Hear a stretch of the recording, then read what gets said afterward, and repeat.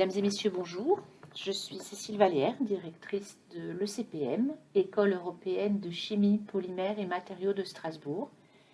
Et j'ai le plaisir de vous accueillir aujourd'hui dans nos locaux à l'occasion de notre journée portes ouvertes. Le CPM est une composante à part entière de l'Université de Strasbourg, terre d'excellence en chimie, reconnue pour la qualité de sa formation dans cette discipline, en particulier grâce au nombre de prix Nobel de chimie toujours en vie. Le CPM est une école de la Fédération Gay-Lussac qui regroupe en France les 20 écoles d'ingénieurs en chimie. Elle est également membre de la Conférence des grandes écoles et membre d'Alsace-Tech qui regroupe en Alsace les écoles d'ingénieurs. Le CPM est situé à Strasbourg, au cœur de l'Europe. Strasbourg, en quelques chiffres, c'est la 7e ville de France et la 8e métropole. Elle possède le premier réseau de pistes cyclables en France et le premier réseau de tramway en termes de longueur. Et c'est la 4e ville étudiante dans le classement de l'étudiant 2021-2022, puisqu'elle regroupe 54 000 étudiants. Le CPM est situé sur la commune de Cronenbourg, au nord-ouest de la ville. Nous sommes situés à une quinzaine de minutes du centre-ville qu'il est possible de rejoindre grâce à la ligne G du bus ou à un itinéraire cyclable protégé. Nous sommes sur le campus de Cronenbourg qui regroupe un certain nombre de laboratoires de recherche. Et sur ce campus, nous sommes la seule institution de formation.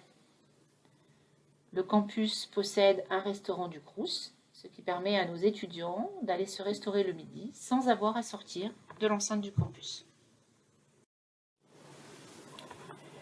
Le CPM a pour vocation de former en 3 ans des ingénieurs chimistes trilingues qui seront aptes à occuper des postes à haute responsabilité dans l'industrie et principalement dans le domaine recherche et développement, ceci dans un contexte industriel et économique international.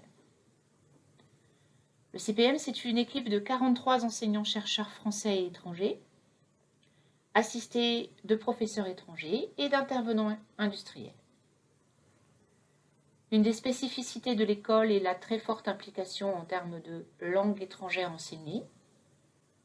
Nous avons ainsi 35% de cours scientifiques qui sont dispensés en anglais, ce qui représente la totalité de la 3e année, et 10% des cours scientifiques sont dédoublés en allemand. Le CPM est classé 9e dans le classement des meilleures écoles d'ingénieurs en France pour l'innovation et 2e école de chimie. Ces chiffres proviennent du palmarès Industrie et Technologie de juillet 2021. Le CPM possède 22 000 m² de bâtiments pour l'enseignement et la recherche, bâtiments que vous avez ou que vous allez peut-être découvrir, et qui comportent des salles d'enseignement multimédia, des espaces de travail numérique, des laboratoires de TP modernes, des laboratoires de langue, des salles pour du tutorat équipées en informatique, des bâtiments de recherche, un foyer et des bureaux pour la vie associative de nos étudiants, ainsi qu'un restaurant Crous. Je vais maintenant laisser la parole aux élèves des classes préparatoires intégrées qui vont vous présenter leur formation.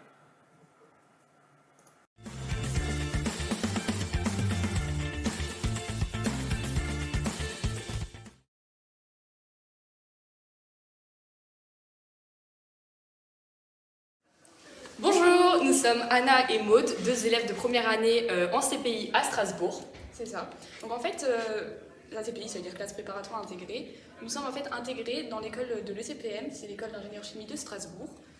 L'ECPM en fait fait partie d'une fédération, la fédération Gay-Lussac, qui regroupe en fait 20 écoles d'ingénieur chimie dans toute la France. C'est ça. Et en fait, grâce au cycle préparatoire intégré à l'ECPM, vous allez pouvoir intégrer une de ces 20 écoles de chimie au bout de vos 2 années de classe préparatoire. Parce que le cycle ingénieur complet va durer 5 ans, 2 ans en classe préparatoire et 3 ans dans votre école d'ingénieur, qui peut être une des 20 écoles de la fédération, comme on vous l'a dit.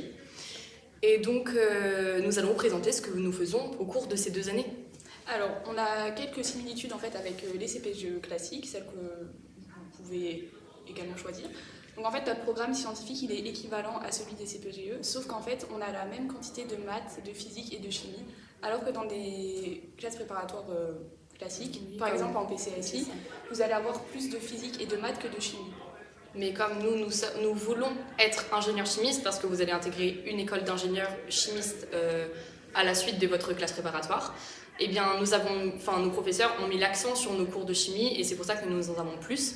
Mais par contre, on en a plus que les CPGE, mais on en a autant que la physique et les maths. Exactement. Mais par contre, nous avons quand même des différences avec les classes préparatoires aux grandes écoles. Alors en fait déjà, on n'a pas la possibilité de redoubler en CPI, alors qu'en CPGE, vous pouvez redoubler votre deuxième année ou même votre première année pour espérer en fait avoir une meilleure école. C'est ça. Mais surtout, la grosse différence, la différence majeure que vous avez avec une CPGE, c'est au niveau du contrôle continu. Parce que contrairement à une CPGE classique, où vous passez un concours à la fin pour avoir une école d'ingénieur, en classe préparatoire intégrée, vous êtes sûr d'avoir une école derrière si vous avez évidemment 10 de moyenne générale, dans les matières scientifiques, exactement. Mais par contre, vous avez alors des interros et des DS tout au long de l'année qui vont vous donner un classement entre votre promo pour avoir votre école d'ingénieur au final. C'est ça. Et du coup, nous, c'est la principale raison pour laquelle nous sommes venus, le contrôle continu, parce qu'au moins, il n'y avait pas la pression du concours derrière, mais au final... Certes, on a une pression tout au long de l'année, mais elle est mieux répartie, et un ingénieur n'est pas sous pression qu'à un moment de sa vie, mais c'est ça, en fait. Au moins, on est habitué à avoir de la pression tout le temps, et on va dire, à prendre chaque DS comme un DS qui va compter pour notre avenir et pour notre école finale. Moi c'est Manon. Moi c'est Madeline. Et on va vous dire pourquoi venir à la CPI de Strasbourg. Donc déjà la CPI de Strasbourg, on y mène pas mal de projets, que ce soit des projets de groupe, dans plusieurs matières, en chimie, toujours en lien avec le développement durable. Ces projets de groupe, ils sont grandement facilités par le fait que nous ayons tous un iPad, ce qui permet la communication entre nous tous. Ça facilite aussi la prise de notes et donc ça facilite, je dirais, l'apprentissage en général. Ensuite, la CPI de Strasbourg, elle propose également des cours de sciences en langue, que ce soit des cours de chimie, de physique ou encore de mathématiques, en anglais ou en allemand. Ça permet du coup d'acquérir un nouveau vocabulaire et d'approfondir nos connaissances scientifiques. Et donc c'est ce qui est utile aux futurs ingénieurs qui souhaitent travailler à l'étranger. Donc à la CPI, on a la chance aussi de pouvoir développer nos compétences expérimentales grâce à une journée dédiée aux travaux pratiques. Donc cette journée elle se découpe donc en 2 créneaux. Un premier créneau de 8h à midi et un autre de 13h à 17h. Dans un premier temps, par exemple, on peut avoir chimie, donc TP de chimie, par exemple TP de chimie générale ou TP de chimie organique. Ensuite, on peut avoir aussi des TP de physique, par exemple TP d'électrocinétique, TP d'optique ou TP de thermodynamique. Grâce à ces travaux pratiques, on met donc en pratique tout ce qu'on apprend en théorie en cours. Et je trouve que c'est très utile car on réalise à des moments, on comprend mieux les lois par exemple, et ça nous permet d'être de plus en plus curieux et aussi de se débrouiller par exemple quand on a des TP où on doit par exemple créer notre propre TP, et ça nous permet en fait de réaliser qu'est-ce que le métier d'ingénieur, car on doit s'adapter à plusieurs situations, et voilà pourquoi venir en CPI, donc pour devenir ingénieur. Moi, c'est Clara. Et moi, c'est Zoé. Et aujourd'hui, on va vous parler des qualités qui sont nécessaires pour réussir en CPI. La première qualité est de s'investir à fond dans sa CPI. Pour cela, il faut être très motivé. Et donc, ça passe par l'entraide et par le travail de groupe. Il ne faut surtout pas baisser les bras aux premières difficultés. Tout vient à point, à qui sait attendre. Il faut également être courageux, assidu et persévérant. Il ne faut pas avoir peur de travailler et de ne pas réussir du premier coup.